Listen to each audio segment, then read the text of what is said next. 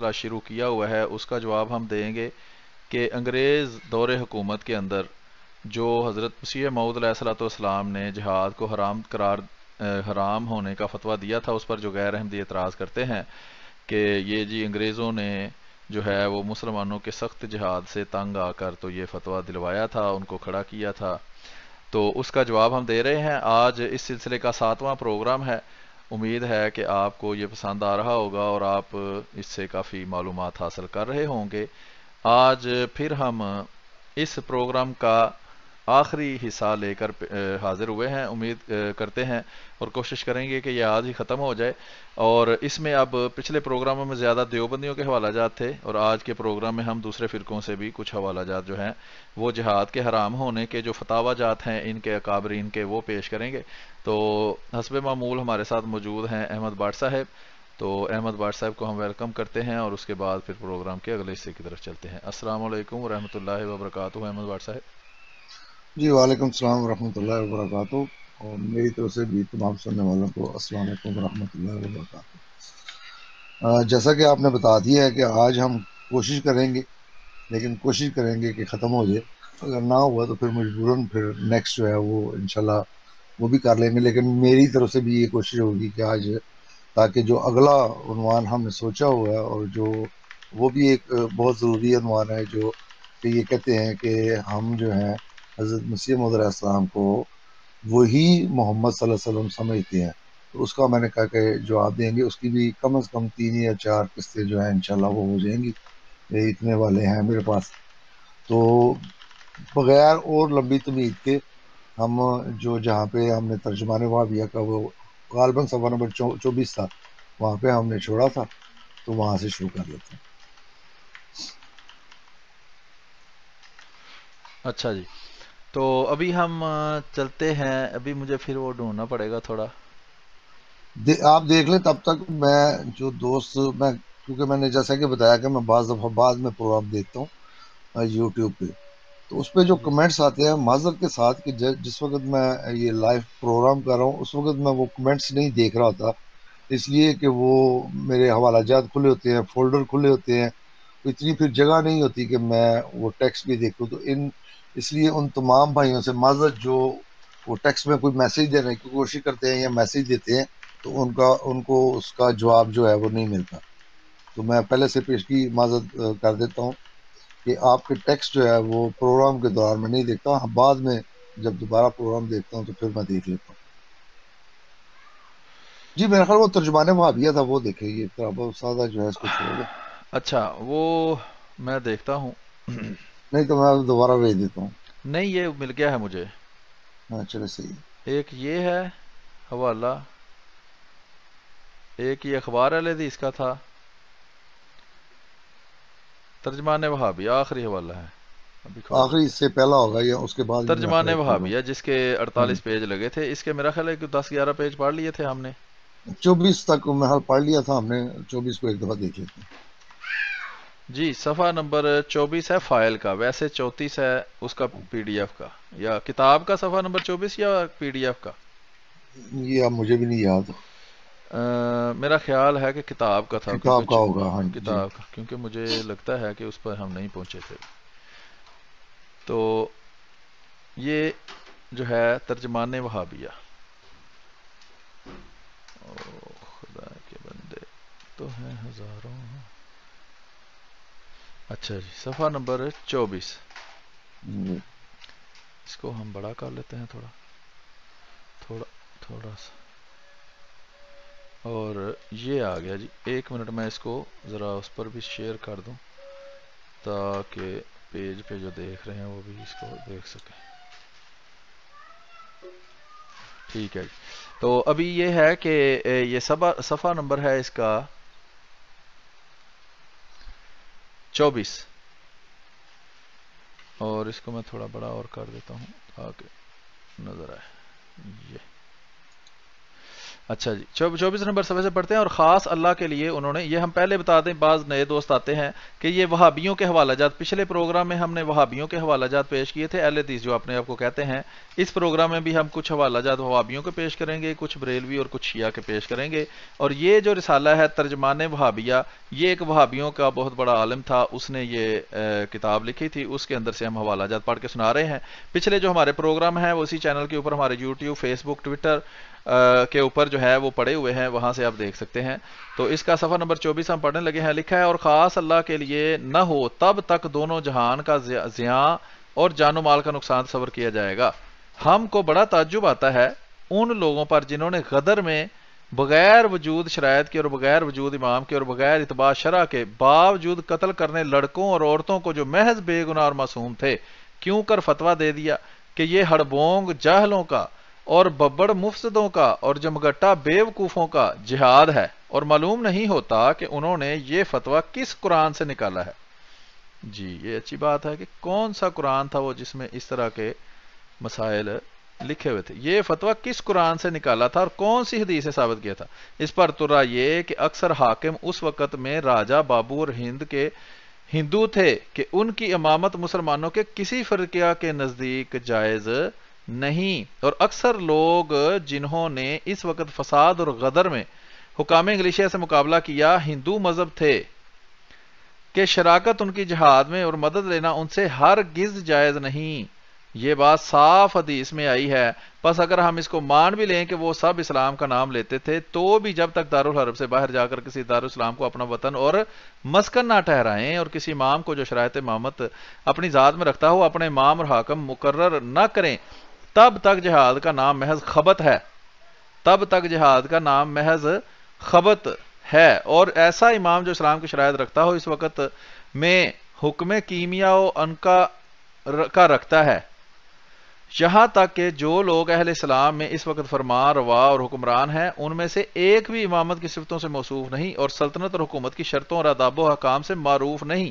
پھر باغیان غدر اور مفسدان فتنہ پرتاز کا کیا ذکر، یہاں تک کہ اکثر علماء اسلام نے تیمور، لنگ اور اکبر اور دیگر شاہان اسلام کو جو محض ملک گیری اور سلطنت کی طمع سے لڑائیاں کرتے تھے اور امن و امان میں ملک میں فساد ڈالا، ان کی لڑائی کا نام بھی جہاد رکھ دیتے ہیں. جی محترم، اس میں اس نے چند باتیں کی ہیں. ایک تو اس نے قرآن و حدیث کا ذکر کیا ہے کہ یہ جو مسئلہ بیان کر رہا ہے یہ قرآن و حدیث کے مطابق کر رہا ہے، جو اصول ہے قرآن کا جہاد کے بارے میں وہ پیش کر رہا ہے. اسی لیے اس نے تان کے طور پہ دوسروں سے کہا ہے کہ تم نے یہ مسئلہ کس قرآن میں سے نکالا ہے؟ یہ جو ہمارے پاس قرآن ہے اس میں تو اس طرح کے مسائل نہیں ہیں کہ فتنہ اور فساد کو جہاد کا نام دیا جائے. دوسرا اس میں جو ایک بات غور کرنے والی ہے، اس نے یہاں پہ یہ بھی بتایا ہے، یہ جو بار بار جس کا ہم پہلے بھی ذکر کر چکے ہیں کہ جی مسلمانوں سے حکومت چھینی انہوں نے، مسلمانوں سے. وہ کہتا ہے کہ جیسا کہ صفحہ کے شروع میں وہ جو دو سبز لائنیں لگی ہیں اس سے نیچے والی لائن جو ہے، جی یہ جو دو اوپر والی سبز لائنیں لگی اس کے نیچے میں لکھتا ہے، کہتا ہے کہ اور اکثر لوگ جنہوں نے اس وقت فساد و غدر میں حکام انگلیشیا سے شراکت ان کی جہاد میں اور مدد لینا ان سے ہرگز جائز نہیں. یہ بات صاف حدیث میں آئی ہے، جیسا کہ وہ حدیث کا اس نے ذکر کیا ہے. میرا خیال ہے کہ وہ حدیث بیان ہو چکی ہے کہ حضرت صلی اللہ علیہ وسلم بھی اپنی لڑائیوں میں مشرکین وغیرہ سے انہوں نے مدد جو ہے وہ نہیں لی، بلکہ ایک واقعہ آتا ہے تو وہاں پہ حضرت صلی اللہ علیہ وسلم نے اس کی مدد کی جو آفر تھی وہ بھی ٹھکرا دی اس وجہ سے کہ وہ مشرک تھا. اسی طرح وہ اس میں یہ بھی کہتا ہے کہ سب سے پہلی بات جو یہ کہتے ہو کہ جو مسلمانوں سے انہوں نے یہ ملک چھینا ہے، کہتا ہے کہ اکثر حاکم اس وقت میں راجہ بابو اور ہند کے ہندو تھے. یہ جو جیسا کہ ہم نے پہلے بتایا کہ ہندوستان جو ہے یہ ایک ملک کے طور پہ اس وقت نہیں تھا، مختلف سٹیٹیں تھی اس میں، بلکہ جو صوبے دار تھے وہ اپنے صوبے علیحدہ کر کے تو انہوں نے خود مختاری کے اعلان کیے ہوئے تھے، وہ بادشاہ کے انڈر نہیں تھے. رسماً وہ اگر بادشاہ کا نام لیتے ہوں تو لیتے ہوں لیکن وہ اس کے پابند نہیں تھے. اسی طرح بے شمار ہندو سٹیٹس جو ہیں ان کا قیام یہاں پہ ہوا اور وہ بھی خود مختار سٹیٹ تھی، جیسا کہ پنجاب میں سکھوں کی بھی خود مختار ایک سٹیٹ تھی. تو یہ بھی دھوکہ دیتے ہیں سوائے گنتی کے 2 4 5 جو ہیں وہ مسلمان تھے. بھوپال کی ریاست تھی، اسی طرح حیدرآباد حیدرآباد دکن کی تھی، ایک دو اور تھی، جہاں کے حکمران جو ہے وہ مسلمان تھے، اور بھوپال کی بھی جو حکمرانی ہے وہ مسلمانوں کے پاس ہی، علاقہ وہ ہندوؤں کی اکثریت والا تھا، وہاں پہ اکثریت جو ہے وہ ہندوؤں کی تھی بھوپال میں بھی، صرف وہ حکمران کہہ لیں کہ وہ بیگم جو تھی، کیا نام ہے ان کا، مجھے اس وقت ذہن سے ایک دم نکل گیا، وہ جو بیگم ہے وہ اس وقت وہاں کی وہ مسلمان تھی، تو یہ بھی دھوکہ دینے کی کوشش کرتے ہیں کہ جی اس وقت مسلمانوں کے ہاتھ سے عیسائیوں نے چھینا ہے یہ ملک، تو یہ اس نے یہاں پہ وضاحت کر کے بتا دی کہ اکثر ریاستیں جو ہیں اس وقت اس کے حکمران جو ہیں وہ ہندو تھے، اور دوسری بات وہ یہ بتا رہا ہے کہ اصل یہ فتنہ جو ہے یہ بانی مبانی اس کے ہندو تھے، مسلمانوں کو انہوں نے آگے کیا ہے، تو یہ کیونکہ مسلمانوں میں یہ ہے وہ ہندو چلاک ہے، وہ اپنی چلاکی کی وجہ سے پیچھے رہا، ان کو آگے لگا دیا، اور یہ اسی زون میں پھر ان کو مار بھی پڑی، جب ناکامی ہوئی ہے تو ہندوؤں نے کہا تو ہم تو ہے ہی نہیں تھے اس میں، حالانکہ اصل بانی مبانی جو ہے، جیسا کہ دوسری کتابوں نے اور دوسرے جو رائٹرز ہیں انہوں نے بھی یہ ثابت کرنے کی کوشش کی ہے، خاص طور پہ سر سید وغیرہ کی اگر پڑھ لے اسباب بغاوت ہند، اس میں بھی اس نے یہی ثابت کرنے کی کوشش کی ہے کہ اصل روح رواں جو ہے اس فتنے کے یہ ہندو تھے۔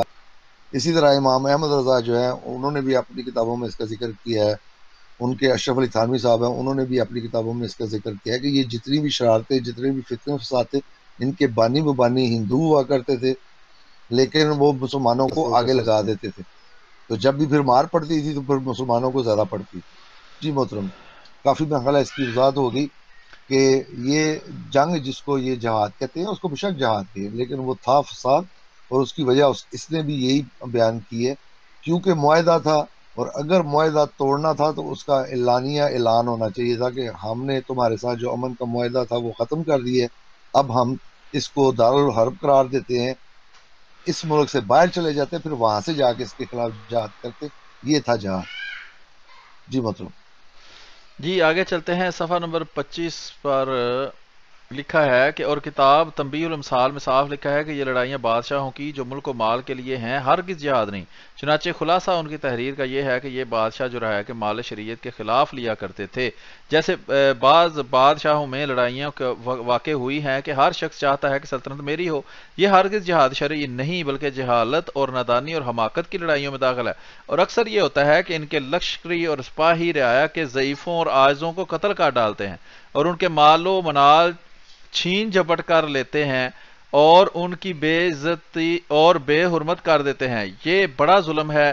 تمام ہوا مضمون شوکانی کی تحریر کا، اس سے بخوبی ثابت ہو گیا کہ جو لڑائیاں غدر میں واقع ہوئیں وہ ہرگز شرعی جہاد نہیں، اور ان کیوں کر وہ جہاد شرعی ہو سکتا ہے کہ جو امن و امان خلائق کا اور راحت در وہ رفاق مخلوق کی حکومت کام گلیشیا سے زمین ہند میں قائم تھا، اس میں بڑا خلل واقع ہو گیا، یہاں تک کہ بوجہ بے اعتباری رعایا نوکری کا ملنا محال ہو گیا، اگرچہ یہ وقت کے ملا اور مفتی خوشامد کی راہ سے باتیں بناتے ہیں اور ہر کسی کو اچھا بتاتے ہیں۔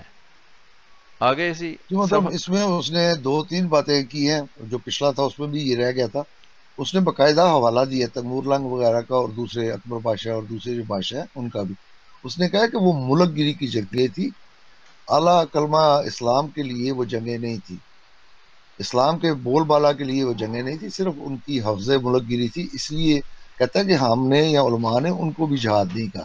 اسی طرح اس کی مزید اس نے یہاں پہ وضاحت کر دی کہ جو بادشاہ کی آپس میں بھی لڑائیاں ہوئی ہیں وہ بھی جہاد نہیں تھا، جیسا کہ عراق اور ایران کی جنگ ہوئی تو دونوں طرف سے جہاد ہو رہا تھا، تو یہ کیونکہ وہ ملکی لڑائیاں ہوتی ہیں اس لیے وہ کہتا ہے کہ ان کو جہاد جو ہے وہ نہیں کہا جا سکتا۔ جی مطلب جی آگے اور ہے کوشش صفحہ کریں نمبر کہ صرف جو 29۔ ریڈ نشان لگے نا صرف وہ پڑھے، نہیں تو پھر لمبا ہو جائے گا پروگرام۔ باقی انشاءاللہ ہم اپلوڈ کریں گے، کوشش میری ہے کہ جی جلدی اس کو کر دوں تو پھر وہ اس میں سارے دوست پڑھ سکتے ہیں۔ صفحہ نمبر 31 پہ، حالانکہ سنیوں میں جو ساکن ہندوستان ہے ایک آدمی بھی ایسا آج تک پایا نہیں گیا کہ جس نے دعویٰ اتباع قرآن و حدیث کے کر کے سرکار سے مخالفت کسی قسم کی شہر میں کی ہو یا خود جہاد کا ارادہ یا دوسروں کو اس پر آمادہ کیا ہو، کوئی نالش فریاد کسی مقلد مذہب کی کسی کچہری عدالت میں افتتان پیش کی ہو، بلکہ جو لوگ اہل سنت کو زبردستی وہابی لقب دیا کرتے ہیں۔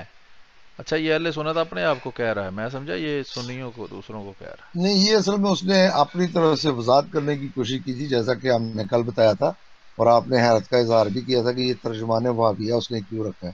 تو میں نے بتایا تھا کہ یہ دو اصطلاحیں ہیں. ایک تو اصطلاح تھی کہ جو گورنمنٹ کے باغی ہوتے تھے ان کو وہ وہابی کہتے تھے، لیکن اس کے ساتھ ساتھ جب یہ ان کے آپسی اختلاف ہوئے ہیں تو احمد رضا بریلوی نے یہ غیر مقلدین یا اہل حدیث جو اپنے آپ کو کہلواتے ہیں ان کو بھی وہابی کہنا شروع کر دیا.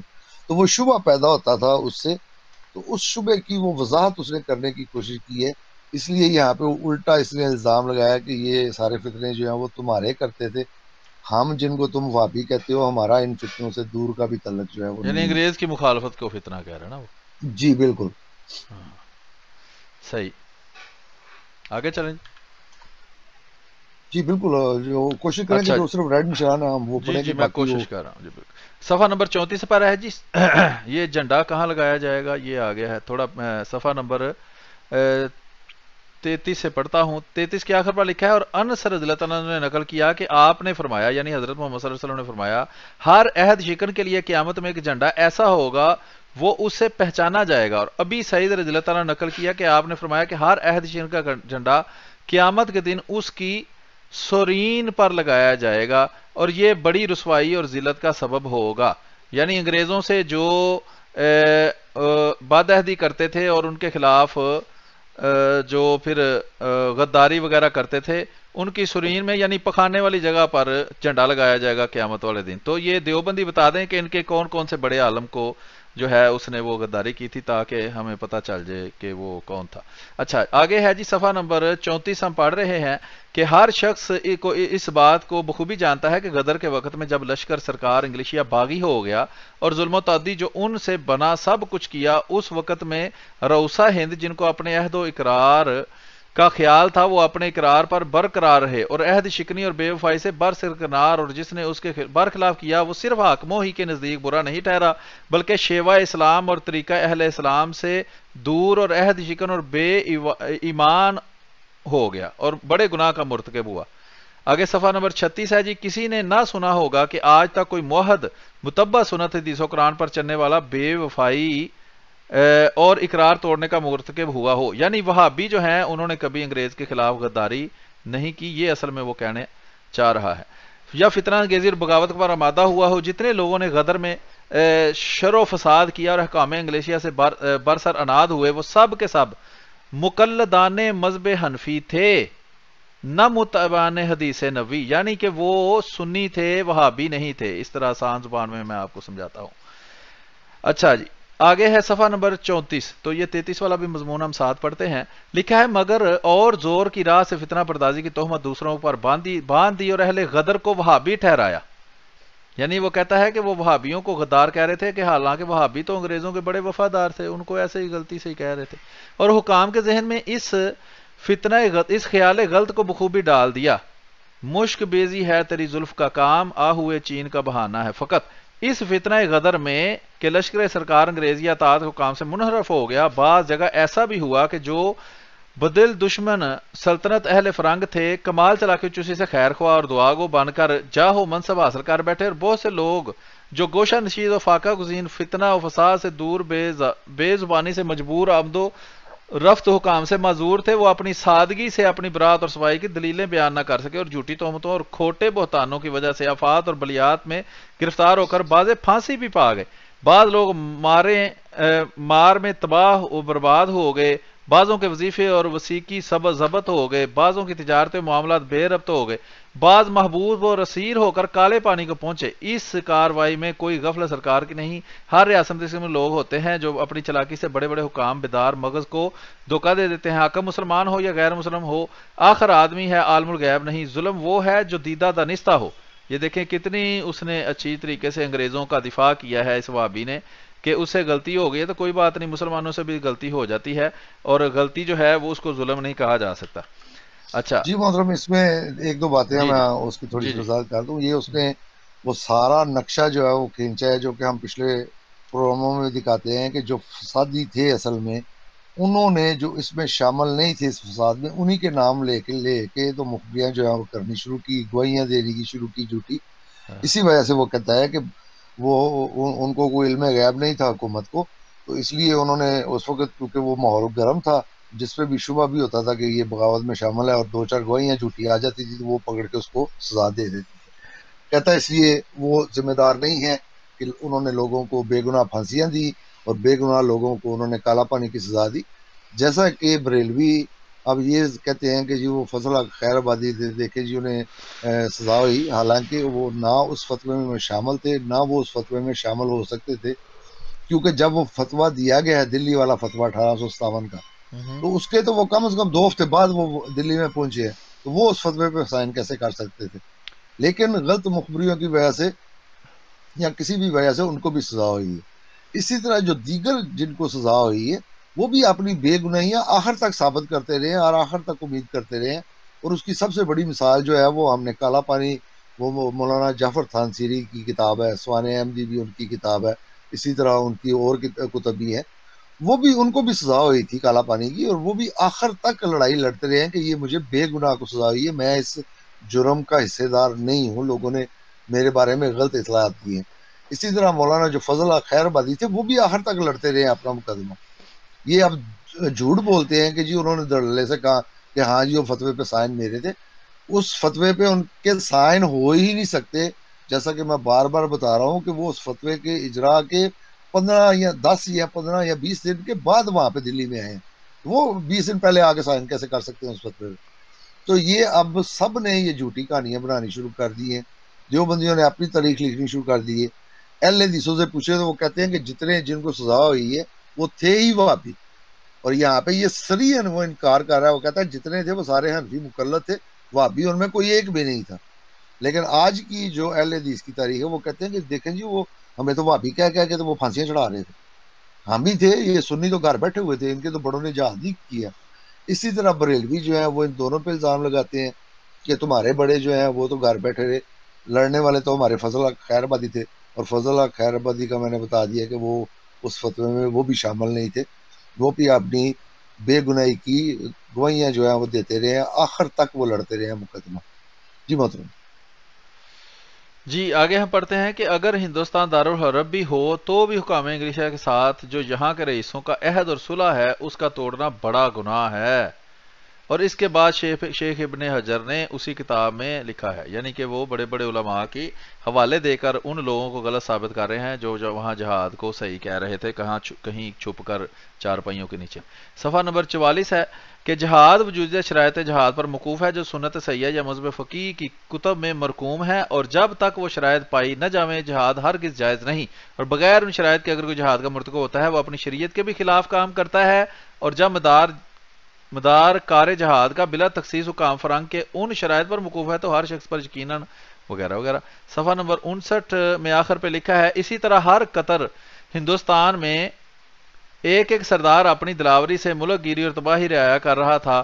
حکام دولت انگلیشیا نے سب سرداروں سے موافق ان کے رتبہ کے عہد نامے کیے اور سب کو ان کی جگہوں میں بامن و امان تمام بٹھا دیا، اور ایک ایک حصہ ملک کا ان کے تحت تصرف مستقل میں دے کر نسل بعد نسل بطن بعد بطن وسیقت نامے لکھ دیا جو آب تک بدستور قائم ہے اور اس کی پابندی طرفین سے برابر زمانہ میں ہوتی ہے. چنانچہ عہد نامہ ریاست بھوپال اسی 1818 میں ہوا. یہ جناب حضرت مسیح موعود علیہ السلام سے بہت پہلے، یہ کہتے ہیں جی حضرت مسیح موعود علیہ السلام سے کام شروع ہے سارا. جی تو سلیم، جی کل کسی بھائی نے وہ میری بات سن کے کہ عہد نامہ جات کی میرے پاس 2 جلدیں ہیں، تیسری اور ساتویں، تو کسی بھائی نے ساتھ ہی مجھے وہ 7 کی 7 جلدیں بھیج دی تھی، ان کا دوبارہ شکریہ. اور یہ جو عہد نامہ جات ہے یہ اس لیے میں نے اس کا خاص طور پہ ذکر کیا تھا کہ یہ جتنے معاہدے ان کے جو ہندوستانی ریاستیں تھیں ان کے ساتھ ہوئے ہیں، کب کس کے ساتھ کون سا معاہدہ ہوا ہے، وہ سارا ان 7 جلدوں میں لکھا ہوا موجود ہے. تو یہ سارے یہ جو معاہدہ کہتے ہیں نا کہ انگریزوں کے ساتھ معاہدہ تھا، یہ بالکل صحیح کہتے ہیں، ان کے باقاعدہ معاہدے تھے. اور کل مجھے تھوڑا سا ٹائم ملا ہے، اس میں سے میں نے 1-2 جلدیں جو ہیں ان پہ نظر ڈالی ہے. تو اس میں انہوں نے اللہ، رسول اور قرآن کی گواہیاں دی ہوئی ہیں، صرف زبانی کلامی معاہدے نہیں کیے ہوئے بلکہ قرآن کی اور اللہ اور رسول کی گواہیاں ساتھ ڈال کے ان کی قسمیں کھا کے تو انہوں نے یہ معاہدے کیے ہوئے. اس لیے بھی یہ معاہدہ شکنی ہے، اور اسی وجہ سے پہلے بھی وہ معاہدہ شکنی کی حدیثیں جو ہیں وہ پیش کر چکے ہیں. اور انہوں نے بھی آج یہ جو ترجمان الوابی ہے انہوں نے بھی وہی وعدہ شکنی والی اسی بنا پہ کی ہیں. وہ کہتے ہیں کہ ہماری ہندوستان انگریزوں کے ساتھ جو ہے وہ معاہدے ہیں. تو جس نے معاہدہ توڑنا تھا، جس نے اعلان جہاد کرنا تھا، وہ اعلانیہ کہتا کہ جو تمہارا اور ہمارا معاہدہ ہے ہم اس کو توڑتے ہیں، اس کے بعد وہ جہاد کرتا. ورنہ یہ ایز شکنی، اور ایز شکنی کے بارے میں آپ نے وہ تھوڑی سی زیادہ وضاحت کر کے بتا دی ہے کہ جھنڈا کہاں پہ ہوگا. میں نے صرف یہ پوچھنا تھا کہ رنگ جو ہے وہ اللہ وسائے جو اپنے بزرگوں کے لیے پسند کر لے، لیکن آپ نے اس کی مزید آگے بھی وضاحت کر دی. جی محترم. جی آگے ہم چلتے ہیں جی. ریاست بوال اسی 1818 میں ہوا جو سال ختم فتنہ اہل نجد کا ہے، جو سال ختم فتنہ اہل نجد کا ہے جن کی طرف وہابی منسوب ہیں. اچھا، یعنی کہ اندر اندر مشکل بھی باتیں آ رہی ہیں. اچھا جی. اصل میں وہ بتا رہا ہے کہ جو اصل وہابی ہیں وہ والے ہیں جو سعودی عرب میں. آج کل تو ان کے تعلقات ہیں تو اس لیے وہ ان کے ساتھ پھر وہ بھائی بھائی بن گئے. اس وقت یہ تفریق کیا کرتے تھے، نہیں، یہ کہتے جو تھے کہ وہابی ہم ہیں، یہ جو بات کر رہا ہے، یہ نواب صدیق حسن خان نہیں؟ یہ نواب صدیق حسن کر رہا ہے، تو لیکن اس آپ کے وقت یہ مطابق اس وقت جو ادھر کے وہابی تھے، لوکل وہابی، جیسے ثناء اللہ مرسری، محمد حسین بٹالوی اور یہ سارے، یہ ان سے الگ اپنے آپ کو کہتے تھے جو سعودی عرب کے وہابی ہیں. اس وقت وہ پیٹرول ڈالر جو ہے وہ نہیں ملتے تھے، تو ہاں اب ان اچھا. کا اتحاد ہو گیا. اب یہ ایک ہی سمجھتے ہیں. ہاں انہوں نے اس کی بعض باتوں کی تعریف کی ہے، وہ دوسروں نے بھی کی ہے، لیکن یہ اس کو دلیل نہیں بنا سکتے. یہ ہمیشہ ان سے امتیاز کرتے تھے، کہتے وہ وہابی اور ہیں، ہم جن کو وہابی کہا جاتا ہے ہم وہ وہابی نہیں ہیں، ہم اہل حدیث ہیں، ہمیں ہاں وہابی نہ گنا جائے. وہابی صرف وہی ہیں جو محمد بن عبد الوہاب کے ماننے والے ہیں. اس وقت یہ صحیح. فرق کیا کرتے تھے، لیکن اب کیونکہ ان کو پیٹرول ڈالر ملتے ہیں تو اب یہ دونوں بھائی بھائی بنے ہوئے ہیں. بلکہ اب دیوبندی بھی شامل ہے کیونکہ ان کو بھی اس میں سے حصہ ملتا ہے. ورنہ پہلے ان کے فتوے بھی جو ہے محمد بن عبد الوہاب کے خلاف تھے، لیکن اب وہ اس کو مسلح اور پتہ نہیں کیا کیا ثابت کرنے کی اب وہ بھی کوشش کرتے ہیں.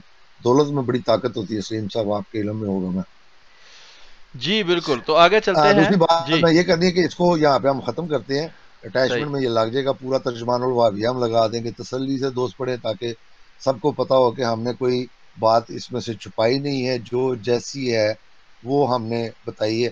اگر ہمارا تبصرہ ان کو لگے کہ تحریر کے مطابق نہیں تھا تو یہ کتاب ان کے سامنے ہے، وہ خود پڑھ لیں. اس میں یہ حوالے جو ابھی آپ دکھا رہے تھے، یہ دو پڑھ دیں صرف. یہ یہ کون دو سا پڑھ دیں. صفحہ تھا؟ ابھی وہ 65 نمبر تھا غالباً. اچھا جی، جو چلو میں 65 دیکھ. نمبر صفحہ تھا نا وہ پڑھ دیں. اس میں دو حوالے ہیں، وہ ضروری ہیں. اچھا ہوا کہ آپ نے وہ گھمایا تو سامنے نظر پڑ گئی میری بھی. وہ مس ہو جانا تھا ورنہ. ہاں صحیح ہے، میں دیکھتا 65 ہوں. نمبر ہے غالباً. میں دیکھتا ہوں، میں کھولی ہوئی ہے، میں بھی دیکھتا ہوں.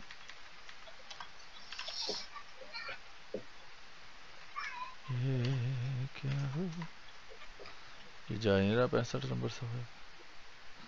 کوئی بات نہیں، بھی چلے گا. ہاں جی، یہ 60 نمبر صفحہ ہے آخر پہ، ریڈ جہاں پہ نا، ذکر عمود و جدید. جی جی میں کوشش کر رہا ہوں. 60 نمبر جواب. ہاں جی اچھا 60 جی، نمبر صفحہ. جہاں سے پڑھ رہا تھا وہی سارا پڑھ دوں یا آخر سے؟ نہیں وہ سرخ لائنیں لگائی ہیں، یہ میں نے ہاں، ایکسٹرا اس یہ کو لکھا ہے سرخ جی، لائنیں ذکر لگائی ہیں. عمود جدید بعد فتح مصر سن 15 ستمبر سن 1882 سے یہ ایک سن دوبارہ بولیں، یہ سن دوبارہ بولیں. یہ سن 1882، یعنی حضرت مسیح موعود علیہ جی السلام نے جب کتاب چھاپی ہے اس کے 2 سال پہلے سے ایک ستارہ نیزہ دار جانب مشرق سے تا تاریخ ہزار روزانہ آخر شب کو نبو اخت 4 ساعت برآمد ہوتا ہے، جس کی دم مثل ایک نیزہ بلند کے نہایت لمبی و چوڑی ہوتی ہے. یکساں ہے جو ستارہ بعض زمانہ غدر ہندوستان کی جانب شمال سے نکلتا تھا، اس کی صورت اور تھی اور وہ اتنا بڑا نہ تھا، اور اس کی دم بوجہ اجتماع چند کواکب خورد دیکھنے میں آتی تھی. صفحہ نمبر 61. تارے کی دم مجرد ایک ستون سفید کو ہے، کواکب دیگر سے یہ دم ملحوظ نہیں. جلد جلد نکلنا ایسے ستاروں کا جن کو دمدار کہتے ہیں علامت قرب زمانہ ظہور مہدی کی ہے و نزول سن کون عیسیٰ علیہ السلام سن کی ہے. کون سا سن اٹھا کون سا محترم سلیم صاحب؟ آگے آ رہا ہے. اور اب مدت 10 ماہ کی ختم 13ویں صدی کو باقی ہے، پھر 1301 ہجری اور 1884 سے 14ویں صدی شروع ہوگی. ٹھیک ہے جی. یہ جو سن تھا وہ پہلے اس نے 1882 بتایا، اب یہ آ گیا کہ 1884 میں وہ 14ویں صدی جو ہے وہ شروع ہو گئی ہے.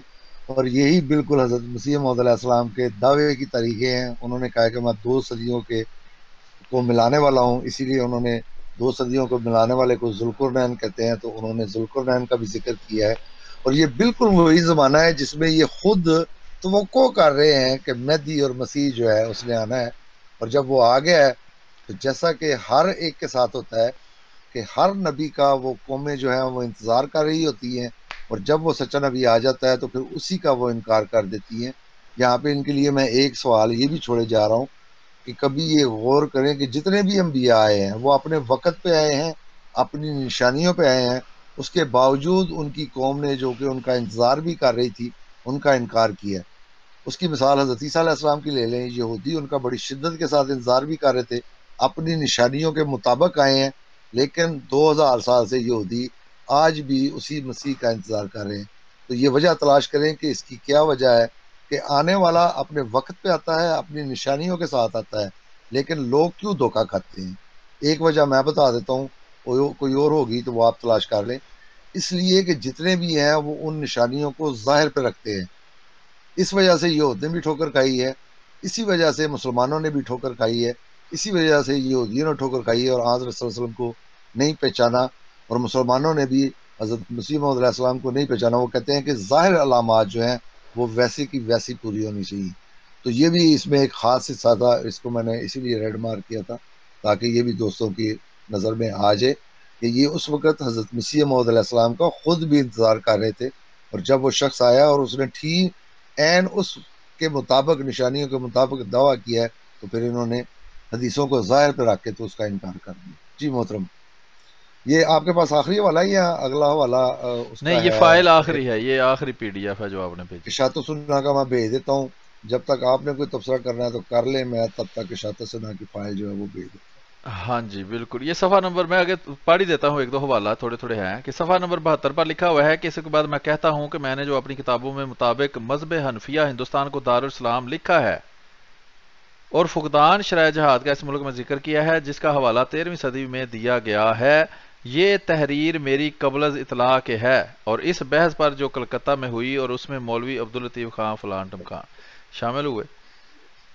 آگے چلتے ہیں جی، اگر کوئی حوالہ مل جاتا ہے ریڈ نشان والا تو وہ ہم کوشش کرتے ہیں پڑھ دیں جب تک مزید حوالہ جات آتے ہیں۔ لکھا ہے، صفحہ نمبر ہے یہ 78 تو اب حال کے فساد بغاوت کو جو جاہل لوگ ہر جگہ کہتے ہیں کون جہاد کہہ سکتا ہے، اور یہ لڑائی کب اس لائق ہے کہ اس کا ثواب ملے۔ صفحہ نمبر 79 پر ہے، اسی طرح زمانہ غدر میں جو لوگ سرکار انگریزی سے لڑے اور عہد شکنی کی وہ جہاد نہ تھا، فساد تھا، ان میں ہندوستان مسلمان مرہٹا راجپوت ہر قسم کے لوگ تھے، ان کو کوئی مسلمان موافق مخالف وہابی نہیں کہہ سکتا۔ کس کو کہہ سکتا ہے یہ تو بتائیں۔ اچھا جی، آگے ہے یہ بغاوت جو ہندوستان میں بزمانہ غدر ہوئی اس کا نام جہاد رکھنا اور ان لوگوں کا کام جو اصل دین اسلام سے آگاہ نہیں ہے۔ ہاں بالکل، یہ وہ جہاد اس کو کہتا ہے کہ جو اسلام سے جاہل ہیں اور ملک میں فساد ڈالنا اور امن کا اٹھانا چاہتے ہیں، جب تک کوئی شخص متصف بصفات امام شرعی، یہ وہی سارا دوبارہ انہوں نے وضاحت کی ہے مختلف جگہ پر۔ یہ صفحہ نمبر 80 ہے، زمانہ غدر میں سواروں اور تلنگوں یعنی کہ لٹیرے اور جو باش بدماش لوگ ہوتے ہیں نے بعض مولویوں سے زبردستی جہاز کے سلسلے پہ کے مسئلے پر مہریں لگوائیں۔ یہ لیں جی، جن مولویوں نے دو چار نے کیا بھی تھا وہ بھی زبردستی وہ کر رہے ہیں، ڈنڈے کے زور پر ان سے مہریں لگوائیں۔ جس نے انکار کیا اس کو مار ڈالا اور اس کا گھر لوٹ لیا۔ سو وہ مہر کرنے والے اور فتوے لکھنے والے بہت غالباً وہی لوگ تھے جو اہل سنت و اہل حدیث کو زبردستی وہابی نام دیتے تھے۔ ٹھیک ہے جی، تو اگلے حوالے ہمارے پاس پہنچ چکے ہیں، اس کے جو باقی ایک دو حوالے دو چار رہتے ہیں وہ پھر نہیں، آپ مجھے اب اٹیچمنٹ یاد پڑھ لیں۔ نہیں ہے، مجھے اب یاد نہیں ہے کہ اس کا جو بٹالوی کا رسالہ تھا ہاں جی، اقتصاد فی مسائل الجہاد، یہ ہم نے ہاں دکھا دیا تھا؟ نہیں، نہیں دکھایا تھا، چلے میں نے وہ بھیج دیا وہ بھی۔ چلیں پھر میں اگلا حوالہ کھولتا ہوں، یہ ہم لگا جی دیں گے وہاں بالکل۔ مزید دوست پڑھ سکتے ہیں۔ یہ رسالہ ہے اشاعت السنہ، یہ اوپر اس کا نام لکھا ہوا ہے، آپ دیکھ سکتے ہیں یہاں فہرست مطالب، یہ اشاعت السنہ نام لکھا ہے، جلد نہم بابت سن 1303 ہجری 1882 عیسوی، یہ اس کے اوپر ڈیٹ یہاں لکھی ہوئی ہے، آپ دیکھ سکتے ہیں۔ ٹھیک ہے جی، اس میں اس کا لکھا ہے میں نے یہ حسب جی، عادت جو ہے وہ سلیم نشان نہیں لگائے ہوئے، اچھا صرف کی میں نے جو انڈیکس ہے اس کے اوپر نشان لگائے ہوئے ہیں، تو اس لیے یہ دکھا دیں گے ہم اس کا انڈیکس ایک دفعہ آرام سے، تاکہ پتہ ہو کہ کس صفحے پہ کون سا مسئلہ ہے. آگے میرا خیال ہے کہ میں نے حسب عادت جو ہے وہ نشان نہیں لگائے، کیونکہ میں نے جس کو بلکہ کچھ پہ لگے ہوئے ہیں وہ میں پڑھ دیتا ہوں. ٹھیک ہے، ٹھیک ہے جی، یہ تاکہ پتہ فہرست ہو مجھے مضامین کون سا ہے اس پڑھنا ہے رسالہ کون. کی. جی، اس رسالہ کی، اس میں آپ یہ پڑھ یہ وہ دکھا رہے رسالے ہیں اس بے طرح شک. ہوتے ہیں کہ اس میں جلد ہوتی ہے، پھر اس کے شمارے ہوتے ہیں. تو اس جلد کی جو فہرست مضامین ہے وہ یہاں لگی ہوئی ہے. اس میں 6 نمبر پر لکھا ہے نواب صاحب پر الزامات کا خلاصہ. 16 نمبر پہ ہے نواب صاحب کی تصانیف کی عبارات، جن میں یہ نواب صاحب سے مراد نواب صدیق حسن خان ہی ہے میرے خیال میں، کی جی تصانیف بالکل. کی عبارت، جن میں حکم ممانعت جہاد کا ہے. کس چیز کا حکم ہے؟ جہاد کرنے کا نہیں، یہ ممانعت جہاد کا. ترجمان وہابیہ پر لارڈ رپن کا شکریہ. ٹھیک ہے جی، انگریز شکریہ ادا کر رہا ہے. کس کا؟ حضرت مسیح موعود علیہ السلام کا نہیں. اور وہ پتہ نہیں کون سے مسلمان تھے جی جو بڑے سخت، جن کو جہاد آیا ہوا تھا. سارے تو جہاد کی مخالفت میں فتوے دے رہے تھے. متغلب کی اطاعت اس کی رعایا پر واجب ہے. متغلب کی، یہ متغلب غالب کا کوئی رشتہ دار نہیں تھا، اس سے مراد ہے انگریز جس کا غلبہ ہو چکا تھا وہاں، کہ جس کا غلبہ ہو جائے اس کی اطاعت اتحاد آیات پر پھر واجب ہے. یعنی کہ جب ایک دفعہ امن و امان ہو جائے، حکومت قائم ہو جائے، تو پھر جو بھی اس کے خلاف عمل کرے گا وہ فساد ہوگا، وہ جہاد نہیں ہوگا. اس زمانہ کا امام سے خالی ہونا، یعنی کہ اس زمانہ میں کوئی امام موجود نہیں ہے، امام کی ضرورت ہے. یہ پہلے بھی ہم دکھا چکے ہیں. اصول و ضوابط شرع قیمت رسالہ، اس کے تو ہمیں کوئی نہیں ملا، بلا قیمت ہی مل رہا آج کل. نہیں کہ وہ یہ بلا قیمت کے، اس لیے وہ چھوڑ دیا. میں اگلی جو تحریر پڑھنی ہے وہ میں پڑھ دیتا ہوں. اس کے صفحہ نمبر 7 پہ لکھا ہوا ہے کہ ان حضرات نے یہ بھی لکھ مارا ہے کہ آج کل گورنمنٹ انگلشیا سے جہاد کی ممانعت ہے. جو اس گروہ کے لوگ رسائل و تحریرات شائع کرتے ہیں، یہ صرف زبانی، یہ اب وہ بتا رہا ہے کہ یہ ہم پہ وہ الزام لگا رہے ہیں، یہ دوسروں کا الزام جو ہے وہ کوٹ کر رہا ہے کہ دوسرے ہمارے بارے میں یہ لکھ رہے ہیں. کہتا ہے کہ ان حضرات نے یہ بھی لکھ مارا ہے کہ آج کل گورنمنٹ انگلشیا سے جہاد کی ممانعت میں جو اس گروہ کے لوگ رسائل و تحریرات شائع کرتے ہیں، یہ صرف زبانی خوشامد اور خود غرضی اور دافع الوقتی ہے. دل سے یہ لوگ گورنمنٹ سے جہاد کرنے کو اپنا فرض جانتے ہیں. وہ ہاں کہتا ہے کہ ہمارے مخالفین جو ہیں وہ ہمارے بارے میں یہ کہتے ہیں کہ ہم جو بھی تحریرات اور رسائل وغیرہ جو ہیں وہ شائع کر رہے ہیں، یہ صرف خوشامد کے طور پہ ہے. اصل میں دل سے، اندر سے ہم یہی قائل ہیں کہ گورنمنٹ سے جہاد ہونا چاہیے، لیکن اوپر سے وہ ہم تحریریں لکھتے ہیں تو اس کا بھی وہ جواب دے گا. اور جو لوگ ہمارے گروہ حنفی یا مقلدین کے ہیں، ان کے خیالوں تک یہ مسئلہ جہاد کبھی نہیں آیا اور نہ کبھی بغاوت کا خیال ان کے دماغ میں گزرا ہے. کہتا ہے کہ وہ جو حنفی وغیرہ مقلدین ہیں وہ کہتے ہیں کہ ان کے دلوں میں کبھی یہ جہاد کا خیال ہاں نہیں آیا. یہ وہابیوں کی شرارتیں ہیں، ہاں یہ اہل حدیثوں کا خوب سے باطن ہے کہ وہ تحریریں تو جہاد کے خلاف لکھتے ہیں لیکن اصل میں جہاد کے حق میں ہیں. اور ہم جو بریلوی ہیں یا دیوبندی ہیں، ہمارے دلوں میں یہ خیال جہاد کا جو ہے وہ نہیں ہے. ہاں. وہ کہتا ہے نہ کبھی بغاوت کا خیال ان کے دماغ میں گزرا ہے. جہادی اور باغی صرف یہی لوگ ہیں جو وہابی کہلاتے ہیں. ٹھیک ہے، یہ جیسا کہ میں نے بتایا کہ یہ الزام تراشیاں شروع ہو گئی تھی. وہ کہتے تھے تم ایجنٹ ہو، وہ کہتے تھے تم ایجنٹ ہو.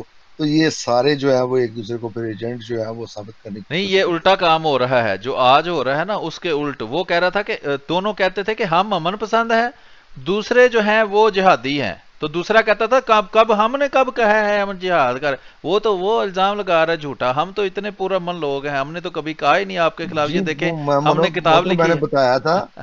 کہ وہ اب نئی تاریخ لینے کی کوشش کر رہے ہیں. کل تک جو اس کے حق میں یہ فتوے دیا کرتے تھے، اس کے حق میں لڑائیاں لڑا کرتے تھے، آج یہ کہتے ہیں کہ نہیں وہ ہم نے ان کے خلاف لڑائیاں لڑی ہیں. یہی تو میں ان کا دوغلا پن جو ہے وہ پیش کر رہا ہوں کہ کل ان کے فتوے کیا تھے ان کے بزرگوں کے، اور آج یہ مجاہد ہی یہ کہتے ہیں کہ ہم تھے، وہ کسی اور کا حصہ نہیں ہے، صرف اکیلے ہم تھے جنہوں نے جہاد لڑا.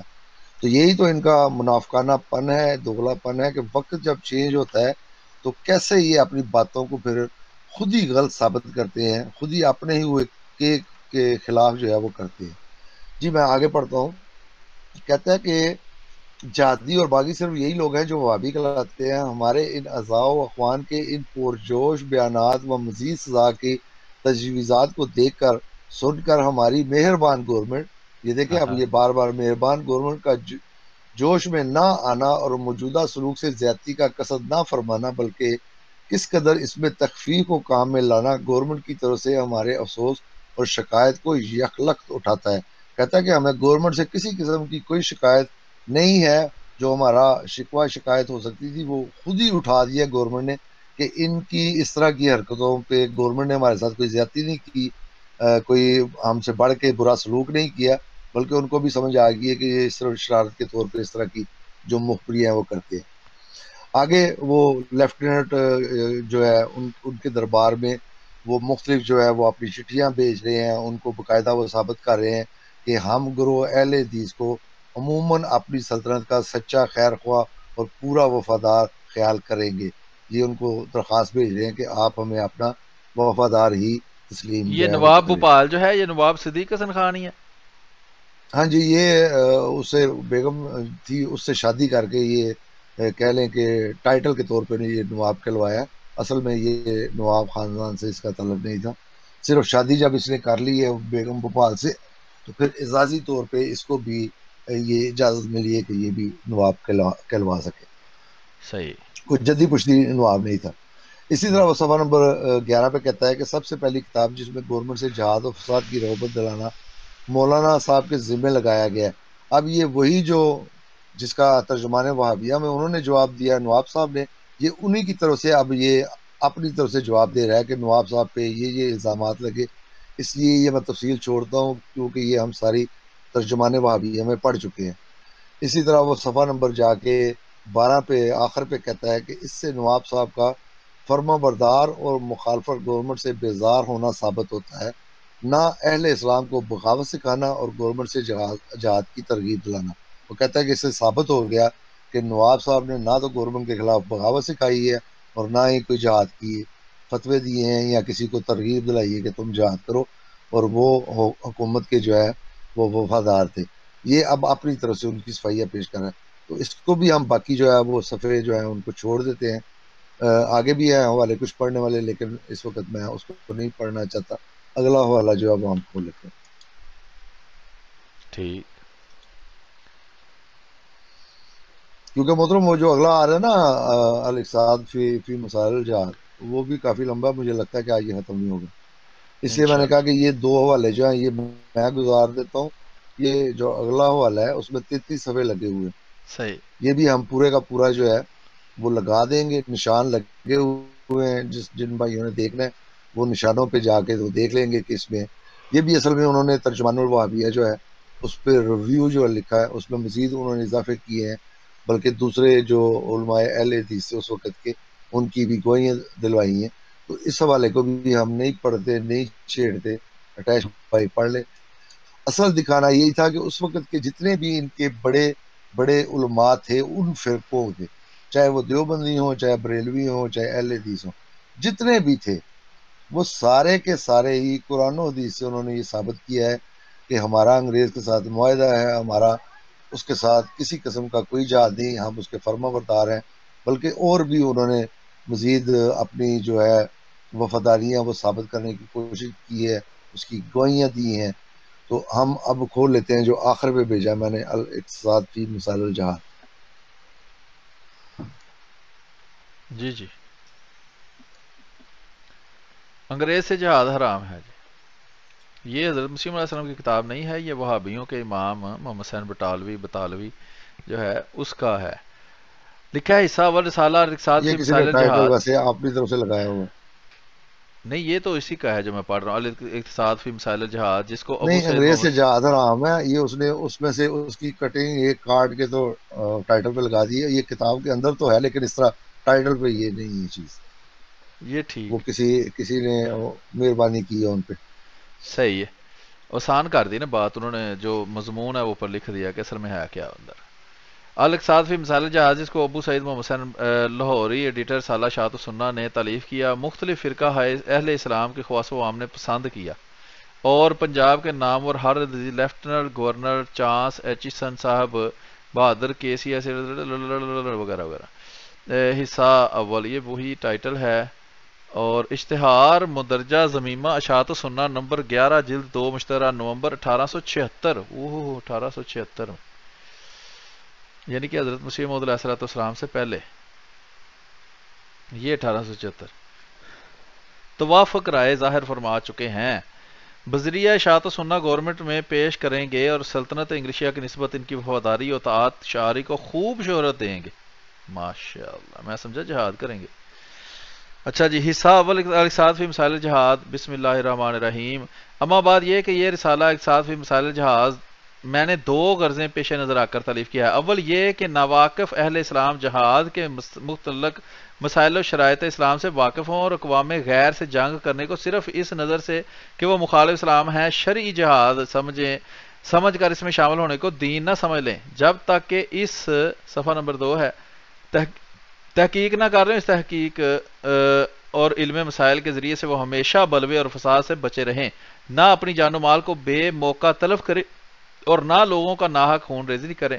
دوسری غرض یہ ہے کہ اقوام غیر اور گورنمنٹ جن کے دل حمایت میں اہل اسلام ہند آباد ہیں، اہل اسلام کی نسبت یہ گمان نہ کریں کہ صرف مذہبی مخالفت کی نظر میں اقوام غیر کے ساتھ لڑنا، ان کے جان و مال سے تعرض کرنا اور لوگوں کو جبرن مسلمان بنانا اور زور شمشیر سے اسلام پھیلانا ان کے مذہب اسلام کی ہدایت سے ہے. آگے ہے جی، یہ رسالہ میں نے 1876 میں تالیف کیا، 1876 میں، حضرت مسیح موعود علیہ السلام سے پہلے، اور اس میں علماء اسلام کی رائیں لینے اور ان کے توافق رائے حاصل کرنے کے لیے لاہور سے عظیم آباد پٹنہ تک سفر کیا اور کابر علماء مختلف فرقہ اسلام کو یہ رسالہ حرف برف سنا کر ان کا توافق رائے حاصل کیا، اور بعض بلاد ہندوستان اور پنجاب میں جہاں راکم خود نہیں جا سکتا اس رسالہ کے متعدد کاپیاں بھجوا کر ان بلاد کے اکابر علماء کا اتفاق رائے حاصل کیا. پھر 1879 میں اس رسالہ کے اصل اصول مسائل کو بضمن ضمیمہ نمبر 11 جلد نمبر 2 رسالہ اشاعت و سنہ بنوان اشتہار عام لوگوں میں، جس پر بہت سے مواضع ہندوستان اور پنجاب کے جہاں وہ ضمیمہ پہنچا سادہ عوام و خواص نے ان مسائل کی نسبت اپنا اتفاق رائے ظاہر کر دیا. قبل بیان اس پہ جی سلیم، اس پہ میرا تبصرہ کرنا اب مجھے بار بار شرمندگی ہو رہی ہے کہ وہی بات ہم کتنی دفعہ دہرا چکے ہیں، یہ سارے فتوے حضرت مسیح موعود علیہ السلام سے پہلے کے ہیں. اس لیے یہ جو دھوکہ دینے کی کوشش کرتے ہیں کہ یہ تو تلواریں سونت کے جہاد کے لیے بس نکل پڑے تھے گھر سے، وہ تو حضرت مسیح موعود علیہ السلام نے آواز دی تو یہ امام کی آواز پہ لبیک کہتے ہوئے سارے کے سارے نیامے جو ہیں تلواریں جو ہیں نیاموں میں انہوں نے ڈالی. یہ سارے فتوے جیسا کہ اس نے بتایا کہ طول و عرض میں اس نے ہندوستان کے علماء سے اس کی تصدیق کروائی ہے، پھر یہ رسالہ اس نے شائع کیا. یہ کوئی اس اکیلے کی رائے نہیں ہے، اس لیے وہ یہ نہیں کہہ سکتے کہ وہ انگریزوں نے اس کو ڈرا دھمکا کے تو یہ رسالہ اور ویسے بھی ہم دوسروں کے دکھا بھی چکے ہیں ان کی کتابوں سے سارے. جی بالکل. تو اس لیے یہ جتنے بھی علماء تھے یہ سارے فتوے ہم حضرت مسیح موعود علیہ السلام سے پہلے کے دکھا رہے ہیں کہ انہوں نے دارالاسلام کہا، اس کو انگریز کے خلاف جہاد کو غدر کہا، انہوں نے فساد کہا، معاہدہ شکنی کہا، یہ سب باتیں. اس لیے جیسا کہ آپ نے بھی تبصرہ کیا تھا، انگریز کو کوئی ضرورت نہیں تھی کہ ایک اس شخص کو کھڑا کرے جس کو کوئی جانتا بھی نہیں اور جو جانتا بھی ہے وہ بھی اس کی مخالفت کر رہا ہے اور اس پہ کفر کے فتوے لگا رہا ہے، اس سے جہاد کے حرام ہونے کا فتویٰ لے اور وہ شائع کرے. اور یہ سارے اتنے فرما بردار تھے حضرت مسیح موعود علیہ السلام کے کہ ان کی ایک آواز پہ انہوں نے لبیک کہہ کے تو جہاد جو ہے وہ چھوڑ دیا، ورنہ اس سے پہلے تو یہ کر رہے تھے. تو یہ دھوکہ ہے. عوام آنکھیں کھولے، خدا کے لیے یہ حوالے ہم اسی لیے پیش کر رہے ہیں اور صرف کٹنگ پیش نہیں کر رہے، پورے رسالے تک آپ کو یہاں پہ مہیا کریں کہ پڑھیں ان کو اور یہ حقیقت جانیں اور ان علماء سے سوال پوچھیں کہ یہ دوغلا پن اور یہ جھوٹ اور یہ مکر فریب اور یہ دجل جو ہے یہ کب تک اسے کام لیں گے. جی محترم، یہ رسالہ بھی کافی لمبا ہے، کوشش کریں کہ اس کے بھی جو ریڈ والے نشانات ہیں وہی پڑھ کے سنائیں، باقی اٹیچمنٹ میں لگ جائے گا، جس نے پڑھنا ہوگا وہ پورا پڑھ. جی صفحہ نمبر 4 پر لکھا ہوا ہے کہ مذہبی جہاد کس کو کہتے ہیں. مذہبی جہاد کے اصول و اغراض حفظ و حمایت اسلام اور مدافعت ضرر مخالفین اسلام ہے. یہ ان مخالفین اسلام سے کیا جاتا ہے جو مذہب اسلام کے مذاہب ہوں، مسلمانوں کو مذہبی لحاظ سے ستاویں، ان کی مذہبی ذاتی میں دست اندازی کریں، مذہب والوں سے جابرانہ مزاحمت کرنا، کسی کو زبردستی مسلمان کرنا یا ان کو پہلے مذہب کی سزا دینا، مار ڈالنا یا لوٹ لینا مد نظر اصل مقصود نہیں ہوتا. ان دونوں قسم کے جہاد کے لیے مذہب اسلام میں ایسی شرائط اور مواقع ہیں جن سے سر موئے یعنی کہ بال کے برابر بھی تجاوز کرنے سے جہاد ملکی ہو خواہ مذہبی جہاد نہیں رہتا بلکہ فساد اور فتنہ بن جاتا ہے. ہم اس مقام میں ملکی جہاد کے شرط و مسائل سے تعرض نہیں کرنا چاہتے اور نہ اس کے چندہ ضرورت دیکھتے ہیں، صرف مذہبی جہاد کے احکام و شرائط ماں ان کے نتائج کے بیان کریں گے. آگے چلتے ہیں جی، صفحہ نمبر 7 پہ لکھا ہوا ہے جی، بہتر اور خدا کے نزدیک پاکیزہ تر اور درجات میں سب سے برتر اور چاندی اور سونا خرچ کرنے اور دشمنوں سے لڑ کر اس کی گردن کاٹنی اور اپنے کٹوانے سے بہتر نہ بتاؤں؟ لوگوں نے عرض کیا کیوں نہیں؟ بتائیے۔ آپ نے فرمایا وہ خدا کا ذکر ہے، یعنی کہ جنگ کی بجائے خدا کا ذکر کرو۔ مشکات صفحہ نمبر 190۔ پھر نبی کریم صلی اللہ علیہ وسلم نے فرمایا کہ اگرچہ لڑنے والے مشرکین پر تلوار توڑ دے اور خون میں رنگا جائے تو بھی ذکر والا اس سے افضل ہے، یعنی کہ ان ہی شروط سے جہاد کے لیے مقرر ہیں، بلا وجود شرائط کبھی جہاد شرعی نہیں ہو سکتا۔ یہ نیچے اس نے لکھا ہوا ہے۔ آگے صفحہ نمبر 9 ہے جی، نتیجہ مسئلہ اولا۔ اس مسئلہ سے صاف ثابت ہوتا ہے کہ اسلام اور ایمان کا کمال اور مسلمانوں کی نجات جہاد پر موقوف و منحصر نہیں۔ مسلمانوں کو اگر دین سے روک نہ ہو تو صرف عبادت سے ان کو نجات اور مکمل ایمان متصور ہوتا ہے، اور جنہوں نے یہ فساد کرنا ہوتا ہے وہ جہاد کو سب کچھ بنا کے پیش کرتے ہیں۔ جنہوں نے ختم نبوت کے نام پر کاروبار کرنا ہوتا ہے وہ ختم نبوت کو ہی ہر چیز بنا کر پیش کرتے ہیں کہ یہ نہ ہوئی تو دین اسلام بس ضائع ہو گیا۔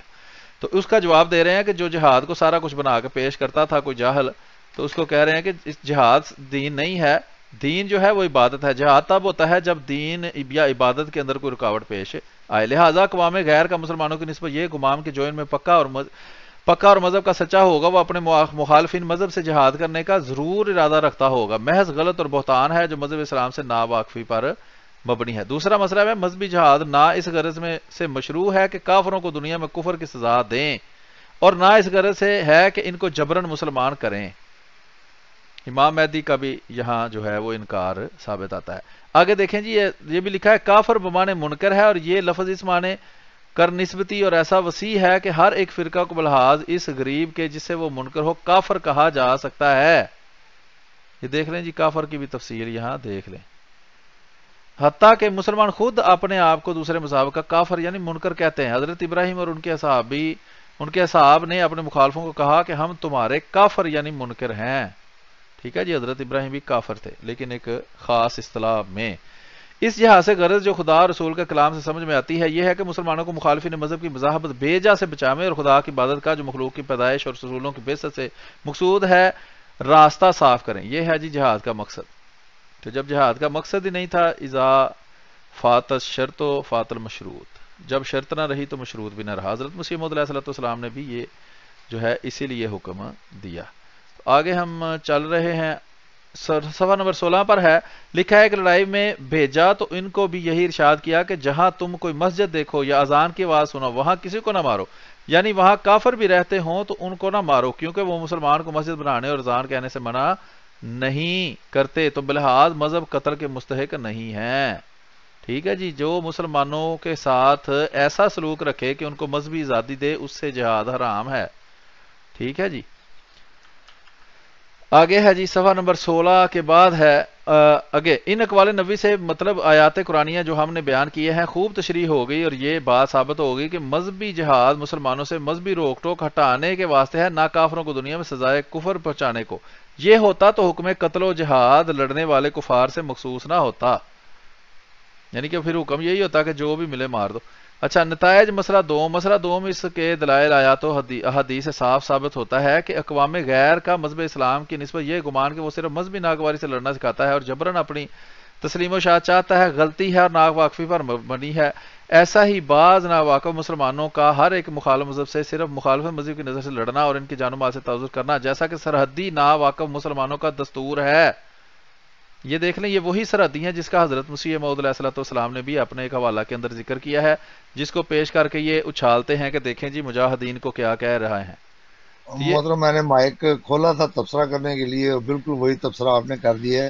میں نے یہی بتانا تھا کہ یہ سرحدی لفظ جو ہے یہ یاد رکھیں، کیونکہ جو گورنمنٹ انگریزی اور جہاد حضرت مسیح موعود علیہ السلام کا رسالہ ہے اس میں یہ سرحدی ہی مخاطب تھے اصل میں، کہ یہ فتنہ فساد جو ہے اس کا نام جہاد رکھتے ہیں۔ تو آپ نے وہ وضاحت کر دی ہے کہ حضرت مسیح موعود علیہ السلام نے بھی انہی کا ذکر کیا ہے۔ وہ آج کل جو سرحدی ہیں وہاں کون سا فرقہ ہے زیادہ جو وہاں پایا جاتا ہے؟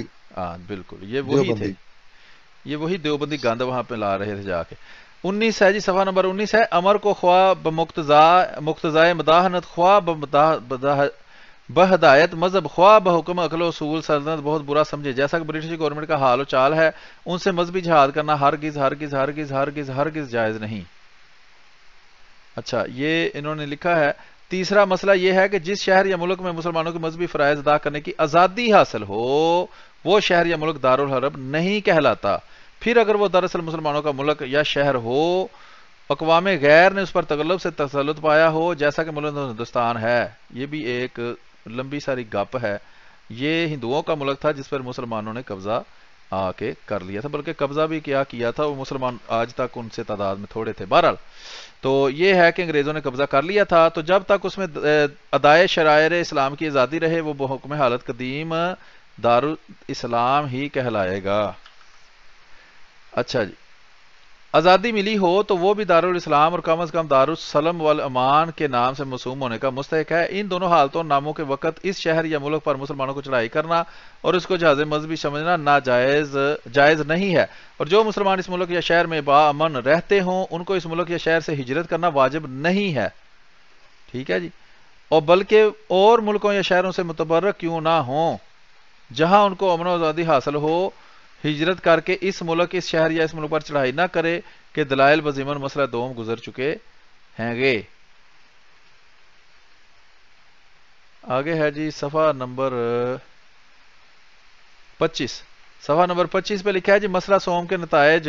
اس مسئلہ اور اس کے دلائل سے صاف ثابت ہوتا ہے کہ ملک ہندوستان باوجود کہ عیسائی سلطنت کے قبضہ میں ہے، دارالاسلام ہے۔ یہ تقریباً وہی باتیں ہیں، میرا خیال ہے ریپیٹ ہی ہو رہی ہیں، وہ مختلف جی دلائل دے کر۔ بالکل، آپ کی بات صحیح ہے کہ یہ باتیں ریپیٹ ہو رہی ہیں، لیکن اس میں ایک دو باتیں جو ہیں وہ خاص آئیں گی، اس وجہ سے یہ میرا خیال ہے کہ اس پہ ایک دفعہ ہم نظر ڈال کے تو آج کا پروگرام ختم کر دیں گے، لیکن کوشش کریں گے کہ اس کی چند تحریریں جو ہیں اس پہ نظر ڈالیں، کیونکہ اس میں بڑی کچھ جی، خاص اس باتیں پر جو ہیں کسی وہ بھی بادشاہ آئیں کو عربی ہو یا عجم کا، مہدی سوڈان ہو یا خود حضرت سلطان شاہ ایران ہو، خواہ میر خراسان، مذہبی لڑائی اور چڑھائی کرنا جائز نہیں ہے، خواہ عجم کا مہدی سوڈانی ہو، یعنی ٹھیک ہے جی، تو یہ ہے۔ جی بالکل، وہ انہوں نے کہا کہ اگر کوئی دوسرا اسلامی بادشاہ جو ہے وہ بھی اس پہ حملہ کرے گا تو تب بھی جائز نہیں ہے، اور جیسا کہ پچھلے فتووں میں وہ ہم بتا چکے ہیں، وہ کہتے ہیں کہ اگر سلطان روم جو اس وقت کا مسلمان تھا یا ترکی کا بادشاہ وہ بھی اگر اس پہ حملہ کرے گا تو ہم مسلمان جو ہیں اس کے خلاف لڑیں گے، یہ سلطان یعنی کہ روم جو ہے، روم کا شہر اٹلی جو ہے وہ نہیں، سلطان روم سے مراد ہے یہ استنبول وغیرہ جو اس وقت کا یا سلطنت غالباً ان کا نام عثمانیہ تھی، محمد تھا، اب مجھے ٹھیک سے یعنی پورا عثمانی نام یاد بادشاہ نہیں۔ جو تھا سلطنت عثمانیہ جی کا، جو بالکل مسلمان بالکل، بادشاہ تھا۔ سلطنت عثمانیہ کا، جی جی بالکل۔ آگے ہے صفحہ نمبر 26 پر چوتھا اور پانچواں مسئلہ، جن لوگوں سے اسلام میں لڑائی اور مذہبی جہاد کرنے کا حکم آ چکا ہے ان سے بھی مسلمانوں کو صلح کر لینے اور جب تک وہ مناسب سمجھیں لڑائی موقوف کر دینے کی اجازت ہے۔ اس عہد و صلح کے بعد عہد کو پورا کرنا واجب یعنی فرض ہے، جس طرح نماز فرض ہے اس طرح فرض ہے، واجب ہے، اور مدت عہد میں ان سے لڑنا اور در صورت خوف عہد شکنی جانب ثانی سے بلا فسق عہد و اعلان فسق ان پر حملہ کرنا حرام ہے، وہ حرام کار ہیں جو انگریزوں کے ساتھ عہد کرنے کے بعد بھی ان سے چوری چھپے بغیر عہد توڑے لڑتے رہے، بلکہ عہد توڑ دیا بار۔ تو یہ ان اب کے تو وہ یہی ثابت کرنے کی کوشش کرتے ہیں کہ ہمارے بڑوں نے عہد جو ہے وہ توڑا ہے، تو اب وہ جھنڈوں کے رنگ جیسا کہ میں نے کہا تھا کہ وہ پسند کر لیں جی جی کہ کس بالکل، بزرگ پہ کون سے رنگ کا جھنڈا لگوانا انہوں نے، جی جگہ بالکل، آپ نے بتا دی ہے، میں دوبارہ نہیں اللہ دہراتا اس رحم کو۔ کرے جی۔ اچھا صفحہ نمبر 30 ہے جی، صلح امید ہے کہ یہ شاید انہوں نے نہ سنی ہو، یہ غلط فہمی بیماری ہو سکتا ہے یہ سننے کے بعد وہ اپنی تاریخ جو ہے اس کو درست کرنے کی کوشش کریں۔ صفحہ نمبر 30 ہے جی، کہ صلح و عہد کے بعد غدر نہ کرنے کے دلائل کتاب و سنت سے مراد ہے کہ قرآن کریم سے وہ دے رہے ہیں۔ صفحہ نمبر 31 ہے، اور آن حضرت صلی اللہ علیہ وسلم نے فرمایا جو عہد والے کا عہد پورا نہ کرے گا وہ ہم میں سے نہیں ہے، یعنی وہ مسلمان ہی نہیں، چلو کام ہی ختم ہوا۔ تو بتا دے جی کون کون ہے جو وہ عہد توڑ کے بیٹھا ہوا ہے۔ اور نہ میں اس کے گروہ سے ہوں، آیا فرمایا، اچھا میں ایک منٹ تھوڑا سا نا، ہاں اچھا، اور نہ میں اس کے گروہ سے ہوں، اور فرمایا جو شخص عہد والے کو مار ڈالے گا وہ بہشت کی خوشبو بھی نہ پائے گا، باوجودی کے 40 برس کے فاصلے سے اس کی خوشبو آتی ہے، اور فرمایا عہد شکن کے لیے قیامت کے دن نشان کھڑا کیا جائے گا اور کہا جائے گا کہ یہ فلاں شخص غدر کا ہے۔ یہ دیکھیں انہوں نے وہ اس کو صرف اس طرح کر کے کہہ دیا ہے کہ نشان کھڑا کیا جائے گا۔ اچھا، اور فرمایا میں عہد شکنی نہیں کرتا، اس کے موافق حضرت فاروق نے اپنے جانشین کو وصیت فرمائی کہ وہ عہد والوں کا عہد پورا کرے۔ صفحہ نمبر 32 پر ہے کہ میں ان کے مخالفوں سے لڑیں، جانب ثانی سے عہد شکنی کے خوف سے کے وقت بلا فخر عہد و اعلان حملہ کرنے کے معاہدے کی دلیل یہ قول خداوندی ہے کہ جب تجھے قوم سے عہد شکنی کا خوف ہو تو فسق کے عہد کا پیغام برابری پر ان کو پہنچا دے۔ خدا خیانت کرنے والوں کو دوست نہیں رکھتا، یعنی جو انگریز کے خلاف لڑے ہیں اس دور کے بعد جب ان سے معاہدے ہو گئے تھے تو وہ خدا تعالیٰ کے قرآن کے منکر ہیں اور خدا کے نافرمان ہیں، فاسق ہیں، فاجر ہیں۔ اچھا، چھٹا اور ساتواں مسئلہ، کافر، ظالم اور مذہب مسلمان میں مزاحم لائق جہاد ہی کیوں نہ ہو؟ جب مسلمانوں کے شہروں اور ملک پر تعلق سے تسلط پا لیتے ہیں تو ان شہروں کے مالک متصرف ہو جاتے ہیں۔ جب کسی کافر کے ملک یا شہر میں کوئی مسلمان امن جتا کر رہے تو وہ اسی کی مانند ہو جاتا ہے جس نے صریح عہد کیا ہو۔ اس کو اس کا کافر سے غدر کرنا اور اس کے جان و مال سے تعرض کرنا ایسا ہی حرام ہے جیسا کہ صریح عہد والوں کو جان و مال سے تعرض کرنا حرام ہے، اور یہ اپنا خیال ایک نہیں منٹ، بتا رہے، شریعت کا حکم بتا رہے ہیں۔ جی جی بالکل، اس میں انہوں نے مزید ایک وضاحت کر دی ہے، کہتا ہے کہ اگر عہد نہ بھی ہوتا لکھا ہوا تو تب بھی کیونکہ تم لوگ ان کے غلبے والے حصے میں یا غلبے والے ملک میں رہ رہے تھے اور پرامن اپنے آپ کو بتا کے رہ رہے تھے کہ دیکھیں جی ہم لڑائی نہیں کر رہے، ہم تو ویسے رہ رہے ہیں، پھر کہتا ہے پھر بھی ان پہ حملہ کرنا یہ بھی عہد کو توڑنے کے زمرے میں آئے گا، چاہے لکھا ہوا عہد موجود نہ بھی ہو۔ یہ ایک امکانی جو مسئلہ ہے وہ اس کو بھی سمجھانے کی کوشش کر رہا ہے کہ اگر کوئی یہ کہے کہ جی میں نے تو سائن نہیں کیا، میں نے تو ان کے ساتھ معاہدہ نہیں کیا، تو یہ اس کا بھی جواب جو ہے وہ دے گا۔ جی مطلب جی، وہ دوسرا یہ پچھلے حوالوں میں ہم دکھا چکے ہیں کہ جب ایک مسلمان کسی قوم سے معاہدہ کر لیتا ہے، چونکہ مسلمان اپنے آپ کو ایک قوم کہتے ہیں تو اس ایک فرد کا معاہدہ بھی ساری قوم کا معاہدہ گنا جاتا ہے۔ یہ پیچھے حوالے میں ہم نے پڑھ کے آپ کو سنایا تھا۔ صفحہ نمبر 44 ہے 44، کافروں کے ملک اور شہر میں امن جتا کر غدر نہ کرنے کے حرام ہونے پر دلیل۔ یہ صریح حدیث صحیح بخاری وغیرہ کی ہے، ٹھیک ہے جی، تو یہ لمبی حدیث ہے، وہ ساتھ لگ جائے گی۔ صفحہ نمبر 46 ہے، اس حدیث میں جب صرف مل کر راستہ چلنے کو حکم امن و عہد ٹھہرایا ہے اور اس امن و عہد کے خلاف کو غدر قرار دیا ہے تو عین ملک و بلا کفار میں جو ابتدا سے ان کے ملک ہوں یا تغلب سے ان کے تسلط میں ہوں، امن جتا کر رہنا اور اس میں امن و آزادی کے ساتھ عمر بسر کرنا کیوں کر امن و عہد نہ ہوگا اور اس کے خلاف کیوں نہ غدر قرار پائے گا مطابق فرمان رسول صلی اللہ علیہ وسلم۔ جی بہتر، یہ محترم جو لمبی حدیث ہے وہ میں بھی نہیں پڑھ رہا، میں صرف خلاصتاً بتاتا ہوں۔ اس سے وہ استدلال یہ کر رہا ہے کہ جب دو لوگ راستہ چلتے ہیں مل کے، ہم سفر بن جاتے ہیں، تو وہ بھی ایک دوسرے سے غیر ارادی، غیر کہے، بغیر الفاظ ادا کیے وہ ایک طرح سے امن کے معاہدے میں آ جاتے ہیں کہ دونوں وہ کٹھے جو ہے وہ سفر کر رہے ہیں اور دونوں ایک دوسرے سے وہ امن میں ہیں۔ تو کہتا ہے وہ اگر حکم میں آتا ہے کہ معاہدے کے حکم میں آتا ہے تو یہاں تو صریح معاہدہ موجود ہے، تو تم کیسے اس معاہدے کی خلاف ورزی جو ہے وہ کر سکتے ہو؟ تو یہ ساری قرآن و حدیث کی دلیل لاتے ہیں۔ اب جو کہتے ہیں کہ نہیں اس وقت انہوں نے جہاد لڑا، تو اب یہ بتائیں کہ انہوں نے جو قرآن و حدیث سے تمہارے بزرگوں نے استنباط کیا تھا اور صریحاً بتایا تھا کہ یہ قرآن و حدیث کا حکم ہے، تو ان کے بارے میں اب تمہارا حکم اب ان کے بارے میں کیا ہے؟ جی آگے ہے صفحہ نمبر 47، امر اول یہ کہ ملک ہندوستان پر برٹش گورنمنٹ کا پورا قبضہ اور تسلط ہے، کوئی ذی شوکت سلطنت اس قبضہ اور تسلط کے مزاحم نہیں ہے۔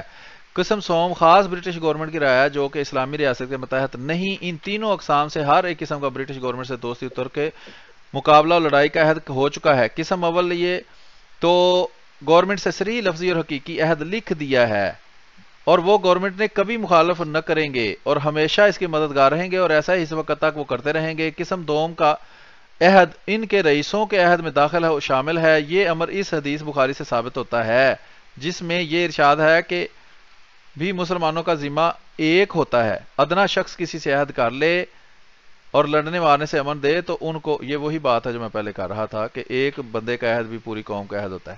صفحہ نمبر 48 ہے، پس قسم ثالث سے بعض اشخاص کا تو صریح لفظی اور حقیقی عہد ہو چکا ہے، یہ وہ لوگ ہیں جو تحریراً اور تقریراً حاضر و غائب غیر خواہی اور وفاداری گورنمنٹ کا دم بھرتے ہیں اور ان کی خدمت و معاونت میں سرگرم ہیں۔ انہی لوگوں میں پنجاب کے اہل حدیث داخل ہیں۔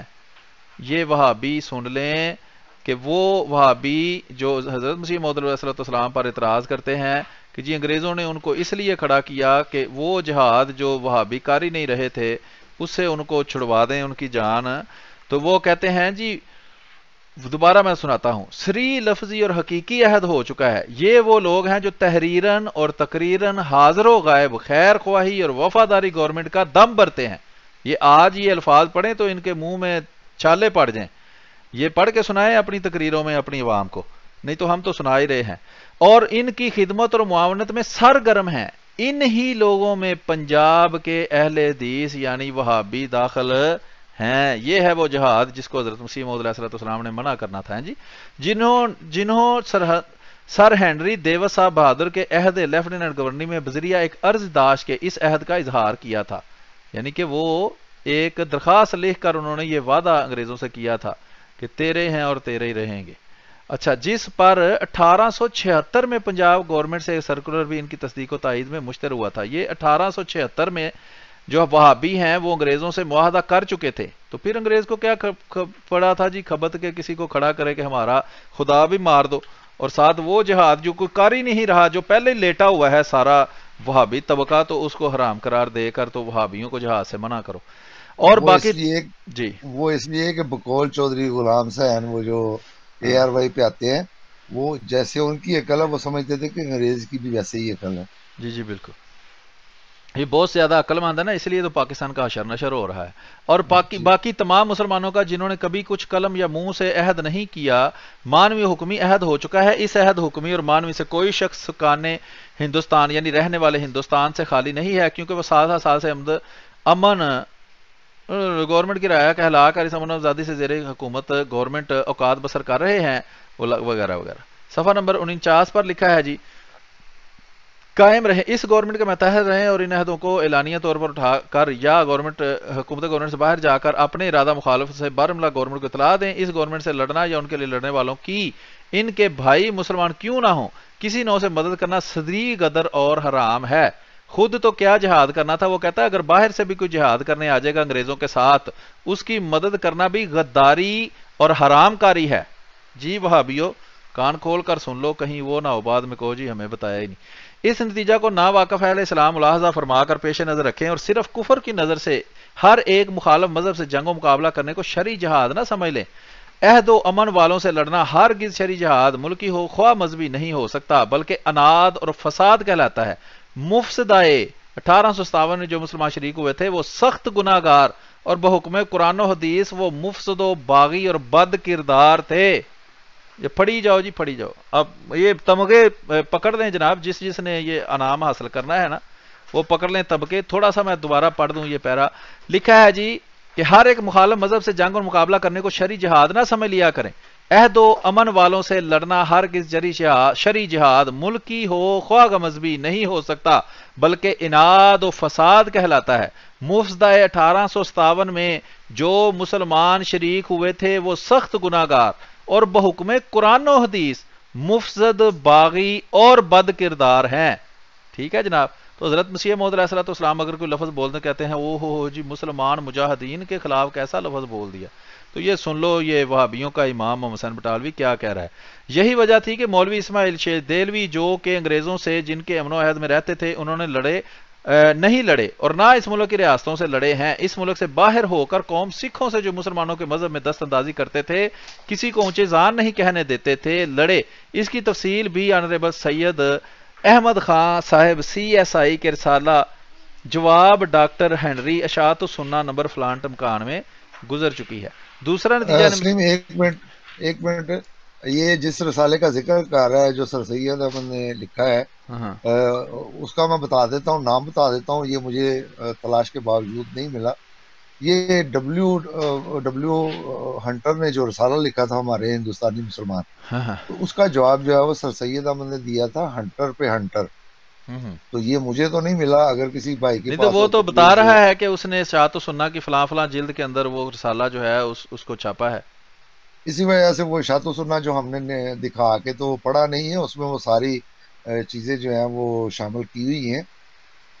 وہ کیونکہ لمبا ہو جانا تھا پروگرام، میرا خیال تھا کہ آج ختم ہو، لیکن مجھے نہیں لگتا کہ آج یہ صرف اہل حدیث کا ہی ختم ہوگا، کیونکہ میں نے جو حضرت مسیح موعود علیہ السلام نے جہاد کو وہ جو نظم جو یہ جس کا وہ ایک صرف شعر پیش کرتے ہیں، میں وہ بھی پیش کرنی ہے، اسی طرح حضرت مسیح موعود علیہ السلام نے جہاد کے بارے میں اور انگریزوں کے احسان کے بارے میں جو بات کی ہے وہ بھی پیش کرنی ہے، تو وہ آج تو برحال نہیں ہوگا، اس لیے کہ بریلویوں کے بھی اگر میں ایک دو اچھا، فتویٰ بھی اس میں دکھاؤں گا یہ عرض تب ہے بھی۔ کہ ابھی 1 گھنٹے سے اوپر ہو چکا ہے 10 منٹ، اور یہ 50واں صفحہ ہے، اور آگے 20 22 23 24 25 صفحے پڑے ہیں، اور تقریباً ہر صفحے پر لال نشان بھی ہے، تو چلیں یہ پھر اس کو آج پروگرام کو یہاں پہ ختم کرتے ہیں، کل کوشش کریں گے کہ اس کا بقایا پلس ایک یا دو فتوے جو ہیں بریلویوں کے اور ایک آدھ شیعوں کا، اور اس کے بعد جو حضرت مسیح موعود علیہ السلام کے کلام پہ جس پہ یہ اعتراض کرتے ہیں وہ کر کے، تو کل کے پروگرام پہ پھر ہم اس کو ختم کر دیں گے۔ جی بالکل، میرا خیال ہے کہ تو آج یہ کا پروگرام پھر، زیادہ ہاں جی، بہتر ہے۔ اس کو یہاں پہ ختم کر ٹھیک ہے دیتے جی، ہیں۔ صفحہ نمبر سفر نمبر، 50 پہ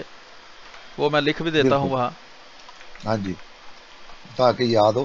تو بہرحال اگر کسی بھائی کے پاس یہ کتاب ہو سر سید کی ہنٹر پہ ہنٹر، اس کی کافی ساری کتابیں میرے پاس ہے، اور میں نے پڑھی بھی ہیں، اسباب بغاوت ہند بھی میں نے پڑھی ہوئی ہے اور دیگر کتابیں بھی، لیکن یہ ہنٹر پہ ہنٹر مجھے کم از کم نہیں ملی، لیکن اب یہ وہ کہہ رہا ہے کہ شات و سنہ میں کچھ اس کا حصہ جو ہے وہ تفصیل، وہ میں انشاءاللہ وہ وہاں پہ دیکھ لوں گا۔ تو میری طرف سے پھر سلیم صاحب اجازت کہ آپ جی، فارمیٹ کیا ہے آج کے پروگرام کا؟ میرا خیال ہے کہ میں ابھی وہ جو ہوں مصروف ہوں، تو پھر ہم جی اس کو یہیں ختم کریں گے، تو پھر ٹھیک ہے، دیکھیں گے بعد۔ بالکل، پھر میری طرف سے اللہ حافظ پھر۔ جی بہت بہت شکریہ جی۔ جی تو اوکے، السلام علیکم۔ وعلیکم السلام ورحمۃ اللہ، یہ ہمارے ساتھ موجود تھے احمد بٹ صاحب، اور آج ہم نے جو ہے وہ وہابیوں کے مزید کچھ حوالہ جات دکھائے ہیں، جس میں ہم نے یہ ثابت کیا ہے کہ وہابیوں کے جو بڑے بڑے بزرگ گزرے ہیں وہ بھی انگریزوں کے خلاف کوئی جہاد نہیں کر رہے تھے جس کو ختم کرنے کے لیے انگریز کو کسی کو کھڑا کرنا پڑے، بلکہ وہ سارے کے سارے جہاد تقریباً ہر وہاں بڑا عالم جس زمانے میں حضرت مسیح موعود علیہ السلام آئے ہیں کوئی بھی جہاد نہیں کر رہا تھا۔ وہ تو خود کہہ رہا ہے وہابیوں کا امام محمد حسن بٹالوی کہ ہم نے لکھ کر دے دیا تھا کہ ہم تمہاری مدد کریں گے، باہر سے بھی کوئی تم پر حملہ کرے گا تو ہم جان نثار کریں گے تمہارے اوپر، تو اس لیے کسی کو کھڑا کرنے کی انگریز کو ضرورت ہی نہیں تھی۔ پہلے لوگ کھڑے ہوئے تھے، سارے لیٹے ہوئے تھے، کوئی اسے لڑ ہی نہیں رہا تھا۔ بہرحال مزید حوالہ جات جو ہیں وہ کل آپ کے سامنے پیش کریں گے، اور امید ہے کہ آپ اس پروگرام سے جو ہے وہ بہت سیکھ رہے ہیں، اور اس پروگرام کو زیادہ سے زیادہ شیئر کر رہے ہیں۔